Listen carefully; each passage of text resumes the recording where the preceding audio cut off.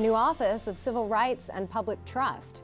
I'm Jill Horner. This is Comcast Newsmakers. With me is Matt Denn. He's the Attorney General for the state of Delaware. Thanks so much for being with us. Thanks for having me. This is a new office. You've restructured your office upon taking the office of the Attorney General to create the Office of Civil Rights and Public Trust. Give us an idea as to why you felt this was important and how you're hoping it eliminates some areas where there could be the appearance of a conflict of interest. Well, we wanted to try to do a few things. One was we wanted to try to give some more special attention to some of our state's civil rights statutes. We have laws in Delaware that are specific to Delaware that deal with things like employment discrimination, housing discrimination, discrimination against people with disabilities, the rights of children in schools, and those are areas of the law where I felt we could do a better job with enforcement, and it helps to have a person in the office and a specific part of the office that's dedicated to focusing on those laws. If nothing else, it gives people a place to call if they think there's a problem. So that was one of the reasons we did it, was we wanted to give some additional attention to those statutes. So even though you already had the ability to prosecute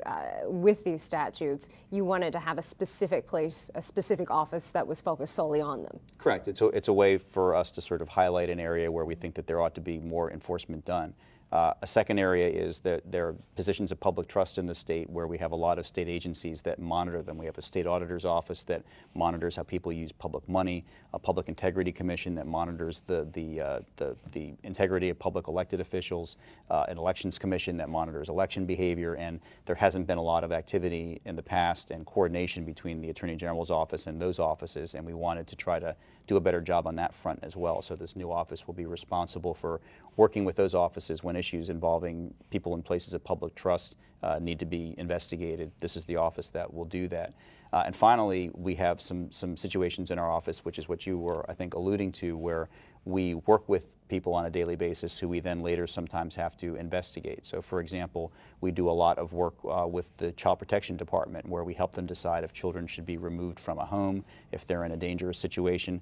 And yet sometimes when those cases turn out badly and when a child gets hurt or even worse, dies while in state care, we then have to investigate whether the agency did something wrong. And it was very important to me that the people who are working with the agency on a day-to-day basis and giving them legal advice not be the people who then turn around and have to investigate the agency. So we thought that in that and a number of similar areas, it was important to separate out the two functions. So a variety of different roles in this one office, everything from looking at issues related to public accommodation to working to garner maybe even more trust from the public by having the appearance of a conflict of interest maybe removed from the office itself. It's very important to me that people have confidence that when we are looking into something that it's being done objectively and fairly and without bias, and the best way that you can do that structurally, I mean, I have great confidence in the people who work in the office in terms of their objectivity and professionalism, but you know, if you can also structurally separate them out